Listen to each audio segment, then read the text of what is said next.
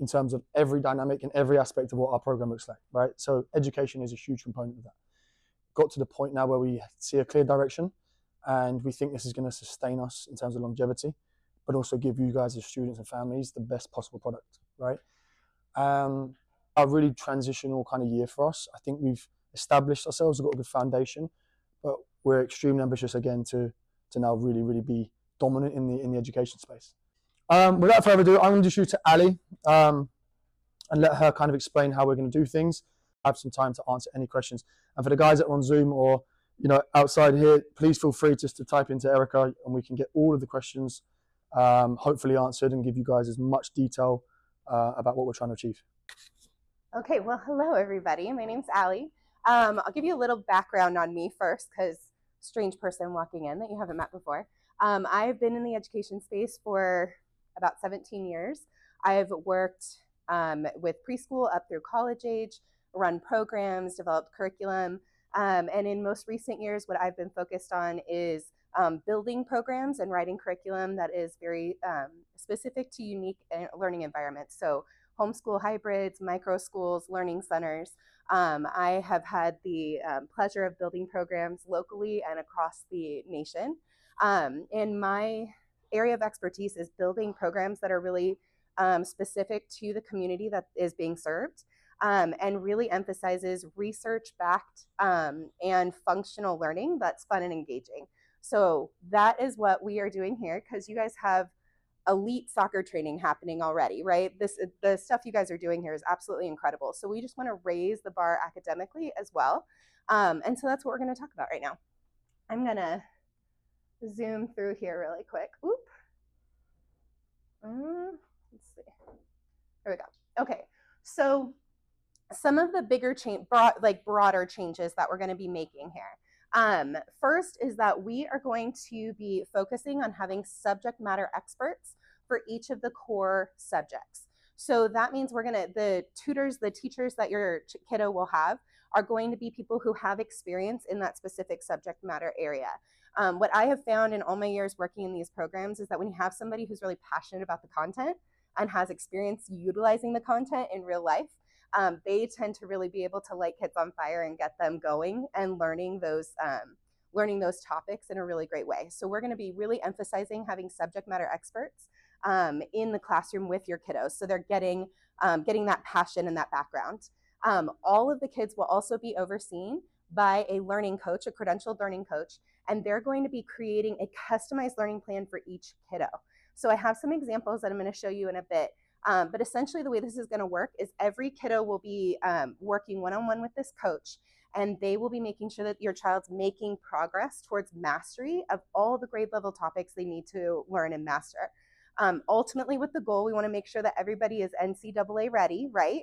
We want to keep the D1 doors open.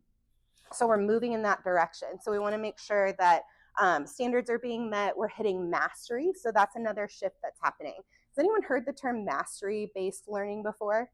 It's kind of a newer term. But essentially what mastery-based means is that we don't move forward until we know and can utilize the material that we've been taught.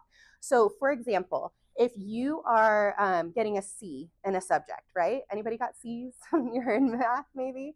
When you get a C, that means that you've mastered or you know about 70% of the content. The problem with that is that when you know 70% of the content, that 30% you missed is usually foundational to the next level, right?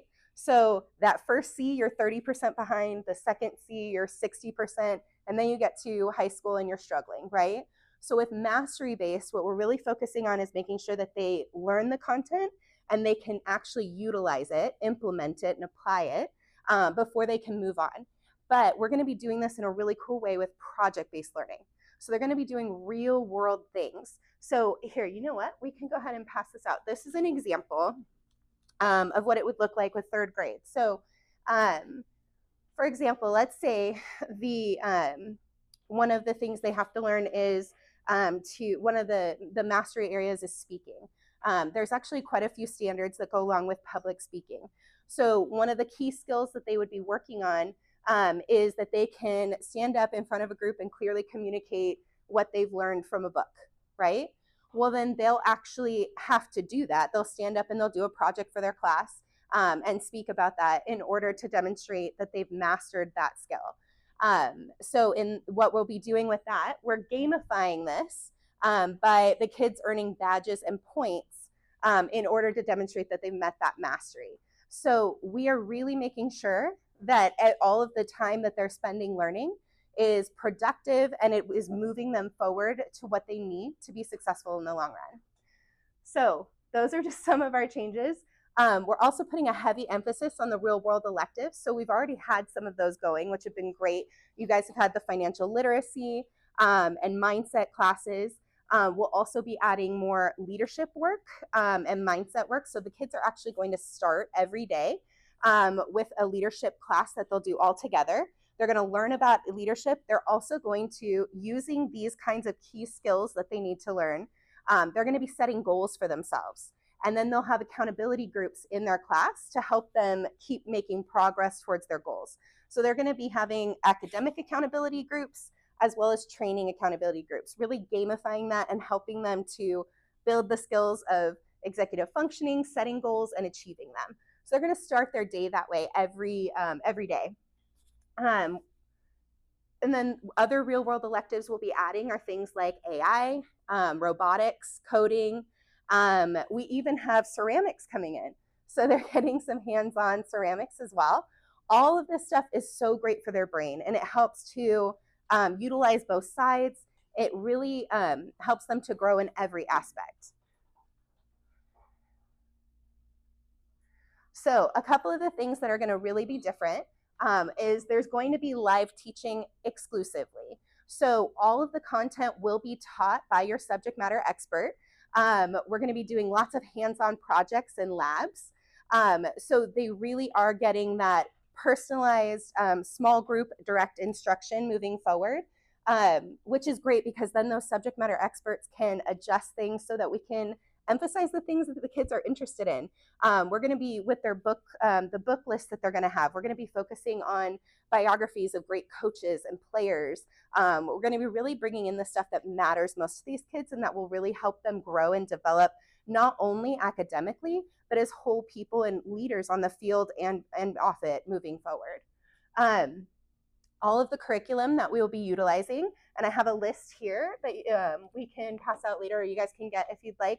All of the curriculum that we'll be utilizing moving forward is world-class, meaning that it has been recognized and won awards worldwide, and it's research-backed. So that means every single piece that we're using is standards aligned. It's won awards for how great it's done for kids, and it's backed by research of how we know kids learn. So it's really solid, really trusted curriculum. It's also very diverse curriculum. It's not, we're not picking one thing because if you guys all have kids, if you have more than one kid, you know this better than anyone else, that one size does not fit all. So we have we've chosen curriculum very specifically to make sure that it's going to serve the kids here as best possible. All right. The real world labs. So in the afternoons, they're going to be doing hands-on labs. We're going to have science labs once a week. So they'll have a day where they're doing their science instruction, where you're learning the concept, learning the idea that you need to learn for science. And then the other science afternoon, they're actually going to do labs. So we're going to be building volcanoes. We're going to be making messes and slime and all of those good, gross things that we love to do. You're also going to have for history, we're going to do the same thing. There'll be like the learning side, the day where we get the new instruction. And then there's a day where they're going to be doing history projects, research projects, building dioramas, like all of those things that really help to bring learning to life. And then we've already talked about that personal learning coach. So again, going back to that coach will be checking in regularly. That coach will also be working directly with the subject matter experts to train and tutor them as well, to make sure that every kiddo's learning plan, the projects that are being chosen for them, the way they're being taught is really customized and focused on how that kiddo learns and what they need. So they're going to get that customization and that one-on-one direction for their learning plan from that personal learning coach. All right. Okay, we talked about this a little bit. So the gamified mastery learning, so that's those skills badges. Now the goal here is twofold. The goal is that we know, and parents, you know, that progress is being made academically. You're not going to have any doubt. You're going to be able to see what they're working towards. You're going to be able to see what they've mastered, and you're going to have a product at the end that shows that that mastery was met. So you're going to have no doubt in your mind. You're going to be able to see that progress. So that's really helpful for the coaches and tutors to make sure that they're moving forward well, for you to have that peace of mind. But then it's another piece is that then we can really help encourage the kids to develop those executive functioning skills and lead themselves and start making progress and making decisions that help them to master those goals. Because that's a mindset issue that we want them to have in when they're out on the field, when they're training. We want to bring that into their academics as well, because we need that kind of mental grit in all areas of life. So it's a twofold thing. It brings the kids in on their learning, makes them very proactive and productive members of that process, and then keeps the transparency for you guys. All right. And then we love the entrepreneurial spirit. So there's some really exciting things coming with this. So the entrepreneurship class, we will be partnering with the Children's Entrepreneurship Marketplace. Have you guys heard of this program? So it's a wonderful program. They have a curriculum set up. The kids will actually be building businesses, real businesses, and then we will have a fair where they'll actually sell their products. So they're going to do every step of the process. So when we're talking about getting like real world projects going, that's what we mean. We're really going to start taking what they're learning and putting it up and out into the world. So they're going to be building marketing plans. They're going to be doing branding. They're going to have to do the finances for it. They're going to have to build the product. They're going to get to do all of those things. Financial literacy, we're continuing. We're going to be using EverFi for that. They really have a fabulous program that goes really deep on that. Robotics and coding, we're going to be doing Lego Mindstorm, so they'll actually build robots, have challenges for that. Artificial intelligence and emerging technologies. We know that AI is just a part of the future of the world. So being able to use it well, understand how it works, and hopefully even be able to code it and create things with it would be the goal. So we want to make sure the kids are getting exposure to that. And then continued learning and working on leadership skills and communication skills, because we really want that to be a part of who these kids are as they grow. All right, so that was a lot of information. That is a big, broad overview of the changes we'll be making in the education area. We are going to go a little deeper on soccer, and then we are going to have time for plenty of questions. So feel free to keep those tucked away. And we'll Ali, do you want to just dive into a little bit more about the online learning styles and as opposed to the class results, and just your expertise and knowledge on that? Because something that obviously I think is quite important to maybe elaborate on. Well, I think there's a time and place for online learning, but when we look at what research backs as being the absolute best for kids, having customized, responsive teaching that's looking at the child that's right in front of us and what they need, that can't necessarily. How many of you guys have really intelligent kids who figure out how to work their way around the online learning? Anyone? I know I have kiddos like that. There's lots of, there is definitely a place for it, but there's just a lot of evidence that shows us that when we have that human being that is, standing there looking at that child, getting to know them, and changing and adjusting the instruction to the needs and the response of that kiddo, that we go a lot further, a lot faster. And the learning is just a lot deeper. So, I had talked about earlier the difference between mastery learning and getting that C, right? It's the same sort of thing. When we're on online learning, we can check the boxes, right? We can check those boxes and we can get it done, and that's great. And if that's where you feel like that's where you want to be, that is a perfect option for that. What we're trying to do here is kind of move away from that and make sure that the time that these kids are giving to their academics is really fruitful, that it is really laying the groundwork for them to be extremely successful in the future as well. And not just academically, but when we build those academic skills, it opens doors so much further and beyond. So that's why we're not completely walking away from online, right? We're utilizing it very strategically throughout the program. But that's why we're leaning kind of out of that and into more of a personalized approach. So that just like these kids with their training, these coaches, these amazing coaches, are always adjusting and making sure they get what they need for where they're at. We want to make sure that the academics are mirroring that and doing that as well. So that's really what the thought process is behind kind of leaning away from online exclusively. Perfect.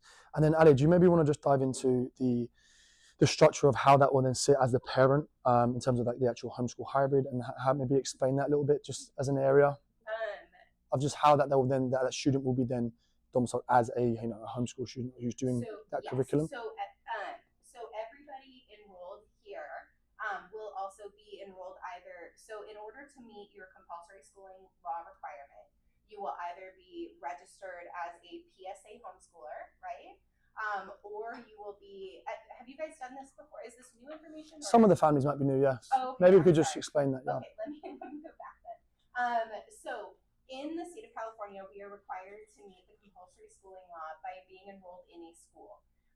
In order to have the kind of flexibility and the emphasis that this program has on serving your kids the way it is, being a school is not the best fit at this time. So in order to meet that compulsory schooling law requirement, you have a couple of different options.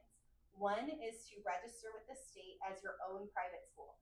So you as a family are a private school in the state of California. You file the paperwork in October, and you do that every year. And then you'll keep samples of your kiddo's work, which your personal learning coach and subject matter expert teachers will tell you what to keep. And that's it. That's all you have to do. If you are going to go the charter route, that's the other option. You can enroll in a charter school, and you do get funds that can be utilized here if you want to go that route. You'll be turning in samples of the work that you do here to your teacher. And again, your personalized learning coach or subject matter expert will tell you what to turn in. And with the key skills, you'll even be able to tell the teacher which standard it works towards. So either way, you'll just turn that in and then you're all set. So those are the two easiest options for meeting that compulsory schooling law requirement. Amazing. Does that make sense, everyone? Yeah? Anyone got any questions or anything you want to throw out there? More about that. It is kind of, I think a lot of people feel tripped up a little bit because it almost seems too easy. Like, wait, what do you mean? I just tell the state that I'm a school and then I'm done. But really it is. It's one of the funny things that California is actually one of the lowest regulation homeschool states. So it is as easy as it sounds, even though that sounds odd. Yeah.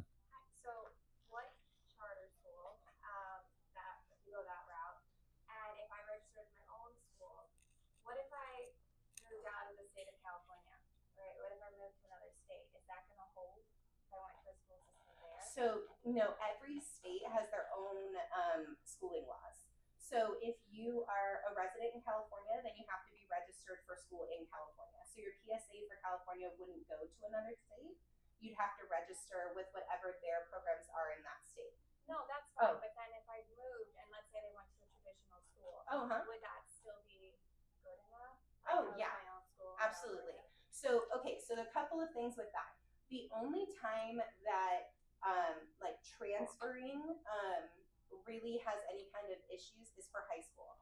And the reason being that in high school, any school, so even if you're going from, Irvine High School to Santiago High School, one of the other high schools over here. So if you're going from one high school to another, they can decide which credits to take and which ones not to. So even if you're in schools in the same district, they can decide whether they're going to accept those credits. So there isn't like a universal standard. So the only thing that can happen is if you move from high school to high school, or if you take high school credits in junior high, which I know we have some kids interested in more advanced mathematics. There's a way to do that. We just have to kind of talk through it. Then it's just making sure that they accept the credits, which is very dependent on the school you go to. And it would be the same if you went from any traditional high school to another one. They're just kind of funky about what credits they'll accept. Yeah. And which charter school, like what? Oh, any of the charters that are accepting people. So Cabrillo is a really great one. They're very flexible. Suncoast is very flexible. Who else? Is anyone open right now? Have you heard? So Springs. So Springs is not as flexible, so that wouldn't be my first choice. But over Springs, I would do like iLead. iLead might be open still right now. Okay. But I know you mentioned Cabrillo, Mission Vista, Pacific Coast, they may open back up. Later this summer. Yeah. So Yeah, they, once they've confirmed everybody. Usually not until like August. Yeah. Normally their wait list is pretty long. I mean, I know because I've gone through that process. Yeah. Especially Cabrillo. It's becoming a very popular one. Yeah. Yeah, well, and right now there's some legislation that's making all of the schools kind of step back for a minute. So that could be up in the air for a couple. If anyone's closed right now, they probably won't open again until August or September. But those would be the schools I'd look at. Sound good? Any questions? I think the PSA route is even the easiest and more flexible to your child. Yes, you don't get the funds, but if you could just do whatever you want with your curriculum, you don't have to go through like all these approvals and submissions, and you don't have to deal with like your facilitator that you get, because you'll get assigned to a facilitator, and then you'll have to, and then some of them are more stricter than others. Some of them will require a lot more sample works than others do. I'm just telling you. Okay, no, that's No, that's brilliant. That's great. That's true. That's true. Now, the way we've got it set up, you'll have everything, but it is an extra step. Yeah.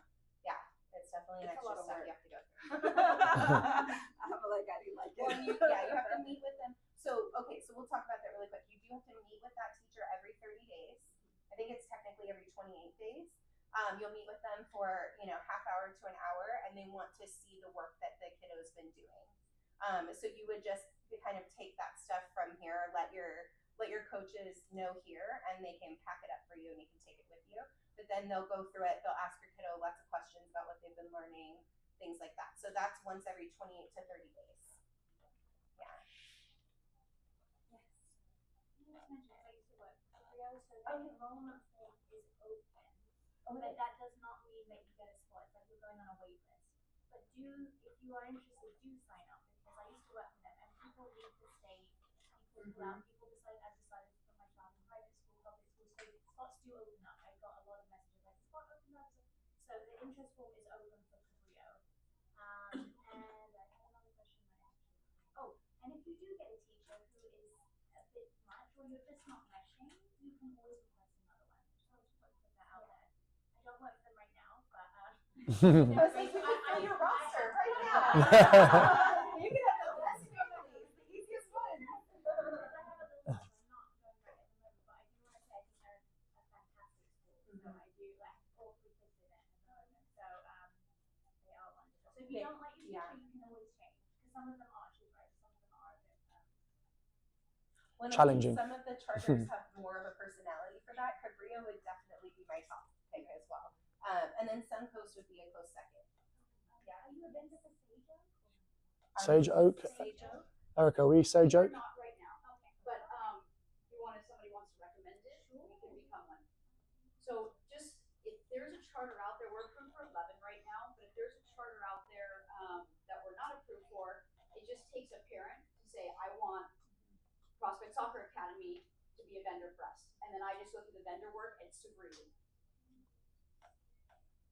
And that's actually one that people have asked us about several times too. Yeah. Do you want to share the list so people can go through that? I'm actually typing it right now. So it's She just stepped Yeah, ahead. it's what my chat asked. So Price it up.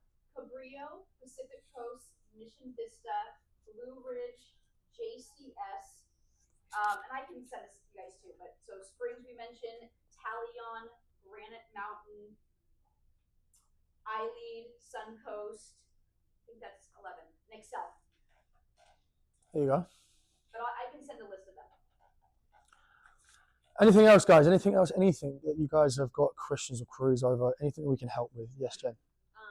First of all, I think it's very impressive what you put together and made sure tonight.